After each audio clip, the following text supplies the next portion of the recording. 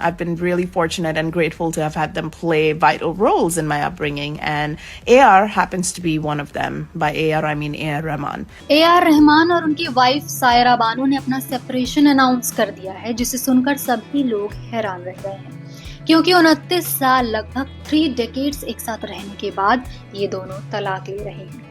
दोनों की तरफ से एक जॉइंट स्टेटमेंट इशू किया गया है, जिसमें डिवोर्स कंफर्म कर दिया गया है। जैसे ही ये स्टेटमेंट आया, लोगों ने स्पेक्यूलेट करना शुरू कर दिया कि आखिर ऐसा क्या हो गया कि इतने सालों बाद अपने 50s में ये दोनों डिवोर्स ले रहे हैं। कुछ लोग कह रहे हैं A.R. रहमान का अफेयर बेसिस्ट मोहिनी दे के साथ चल रहा है, क्योंकि मोहिनी ने भी कुछ ही घंटों बाद अनाउंस किया कि वो भी अपने हस्बैंड से डिवोर्स ले रही हैं। कुछ लोग ये भी कह रहे हैं कि A.R. रहमान रूड है एज अ पर्सन, वो वैसे नहीं है जैसी उनकी छवि पब्लिक में है, जिसकी वजह से उनका डिवोर्स हो रहा है। A.R. रहमान का सेपरेशन कंफर्मेशन का पोस्ट भी ट्विटर पर खूब वायरल हो रहा है, जिसमें उन्होंने पोस्ट के एंड में हैशटैग यूज किया है, हैशटैग AR सायरा ब्रेकअप, जिस पर लोग उन्हें खूब खरी खोटी सुना रहे हैं। वहीं कुछ को लगता है कि A.R. रहमान ने अपनी वाइफ की वजह से अपना रिलीजन बदला था, कन्वर्ट हो गए थे और अब वही प्रॉब्लम बन रहा है। एक डिवोर्स अनाउंसमेंट और इतनी सारी थियोरी, कौन सी थियोरी सच है और क्या कंफ्यूजन चल रहा है A.R. रहमान और सायरा बानो के डिवोर्स को लेकर? सब पॉइंट्स पर बात करेंगे, लेकिन वीडियो में आगे बढ़ने से पहले चैनल को जरा सब्सक्राइब कर लीजिए। A.R. रहमान एक ऐसे म्यूजिशियन हैं जिन्होंने इंडिया में ही नहीं बल्कि विदेशों में भी खूब नाम कमाया है।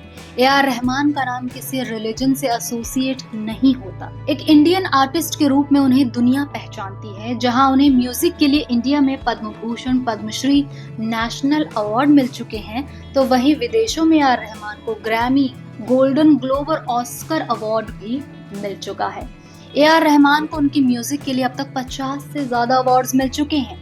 He is a legendary musician जिनकी सब इज्जत करते हैं, जो उन्होंने अपने हार्ड वर्क से कमाया है। अब एक ऐसी पर्सनालिटी का जब डिवोर्स अनाउंस होगा तो बातें तो बनेंगी। 20 नवंबर को वंदना शाह, जो एक डिवोर्स लॉयर है, उनकी तरफ से एक जॉइंट स्टेटमेंट डाला गया, जिसमें लिखा था A.R. रहमान और उनकी पत्नी सायरा बानो म्यूचुअल अंडरस्टैंडिंग से 29 साल बाद सेपरेट हो रहे हैं, जो A.R. रहमान के फैंस के लिए चौंकाने वाली खबर थी। इसमें आग में घी डालने का काम किया मोहिनी दे के डिवोर्स अनाउंसमेंट ने, जो A.R. रहमान के अनाउंसमेंट के कुछ ही घंटों बाद आया।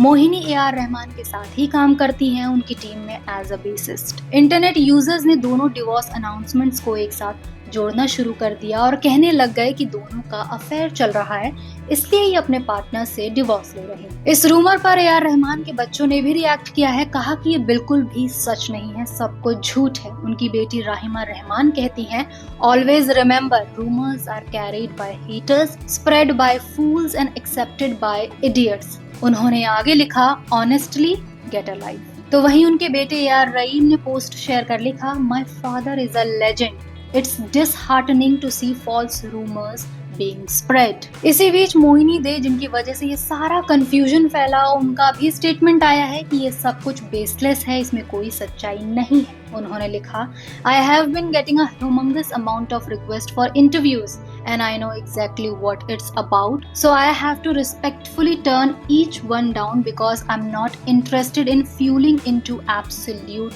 baseless. I believe my energy is not worth spending on rumors. Hey guys, now that I've finally finished my tour and I have a moment to breathe, I just wanted to come here and tell you guys that I have a lot of father figures, role models in my life, and I've been really fortunate and grateful to have had them play vital roles in my upbringing, and A.R. happens to be one of them. By A.R. I mean A.R. Rahman. I respect him a lot. He's just like my father. He's actually a little bit younger than my dad, and his daughter is exactly my age, I think, and we have a lot of respect and love for each other, and I worked with him in his band as his bassist for 8.5 years. वहीं सायरा बानो की lawyer वंदना शाह ने भी अपने एक interview में कहा कि इन दोनों डिवोर्सेस में कोई भी लिंक नहीं है। Not at all. There is no link between the two. Saira and Mr. Rahman have taken this decision on their own. There is no link between the two news at all. आपको बता दूं, इन्हीं divorce lawyer का एक और interview भी इस वक्त बहुत वायरल हो रहा है, जिसमें वो ये कह रही हैं कि बॉलीवुड में अफेयर सबकी वजह से बहुत सी शादियां टूटती हैं। ये इंटरव्यू कुछ ही महीनों पुराना है। Main issues are I have to listen to others who are not part of the marriage. AR Rahman अपने डिवोर्स के पोस्ट को लेकर भी खूब ट्रोल हो रहे हैं। इस पोस्ट में वो सेपरेशन को कंफर्म कर रहे हैं और एंड में उन्होंने एक हैशटैग यूज किया है, #AR सायरा ब्रेकअप। जो भी सोशल मीडिया यूज करता है उन्हें पता होगा कि हैशटैग क्यों यूज होते हैं, पोस्ट को वायरल करने के लिए, फन एलिमेंट्स डालने के लिए। जहां तक हम इस मैटर को समझ पा रहे हैं, AR रहमान 1967 में बॉर्न हुए। जिसने भी उन्हें फॉलो किया होगा समझ पाएगा वो एक इंट्रोवर्ट पर्सनैलिटी हैं, ज्यादा सोशल नहीं है।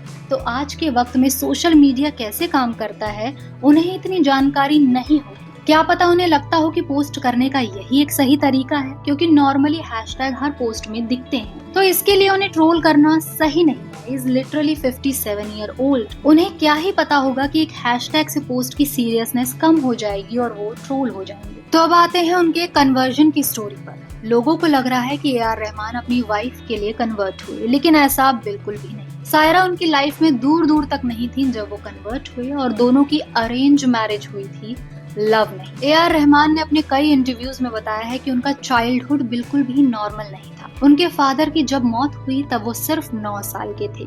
फादर भी म्यूजिशियन थे, मलयालम फिल्मों में काम किया करते थे। He mainly worked for Malayalam industry, and so he worked for Malayalam composers. And he passed away when I was 9 years old due to illness. So my whole childhood was in the hospital, like 5 to 8 to 9, yeah. जब उनकी death हुई, AR Rahman को अपना school छोड़ना पड़ा क्योंकि family में और कोई अर्निंग मेंबर नहीं था। बहनें और भी छोटी थी।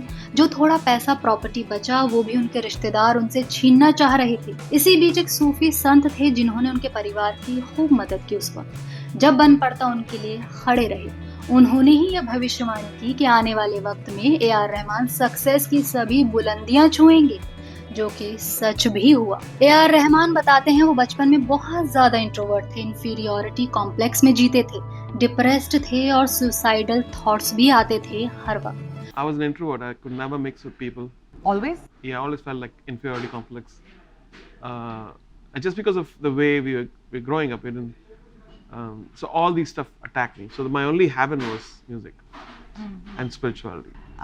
So you were saying you were an introvert, you had an inferiority complex. It sounds very funny today when AR Rahman says, I used to suffer from an inferiority complex. Yeah, too much. Yeah, so Suicidal thoughts constantly.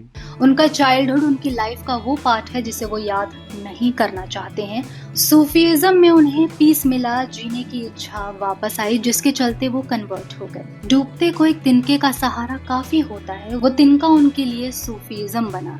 जिस वक्त AR Rahman ने इस्लाम अपनाया था, उनकी पूरी family ने भी इस्लाम कबूल किया था, उनकी मदर, सिस्टर्स। तो ये एक फैमिली डिसीजन भी था, सबकी रजामंदी थी। कुछ लोगों का कहना है कि वो एक टीनेजर थे जब वो कन्वर्ट हुए, उनमें इतनी समझ नहीं थी, वो सूफी संत से इन्फ्लुएंस हुए होंगे। हाँ, ऐसा बिल्कुल हो सकता है, लेकिन फिर वो 20 के हुए, 30 के हुए और आज 57 साल के हैं। इन्फ्लुएंस इतने लंबे टाइम तक शायद नहीं चलेगा। उनके म्यूजिक में भी कई बार हमें सूफीज़म के अंश देखने को मिलते रहते हैं। तो उनके कन्वर्जन का उनकी वाइफ से कोई लेना देना नहीं। कई बार हम देखते हैं कि शादी सही नहीं भी चल रही होती, पर्सनालिटी क्लैशेस भी होते हैं, पर बच्चों के लिए 2 लोग एक साथ रह लेते हैं। हो सकता है इस शादी में भी यही हुआ हो। अब बच्चे अपने पैरों पर खड़े हैं तो दोनों ने अलग होने का फैसला किया हो। आपको क्या लगता है कि AR रहमान की शादी टूटने की असली वजह क्या हो सकती है? कमेंट सेक्शन में जरूर बताएं, और वीडियो अगर पसंद आए हो तो लाइक, शेयर और सब्सक्राइब करना बिल्कुल भी ना भूलिएगा।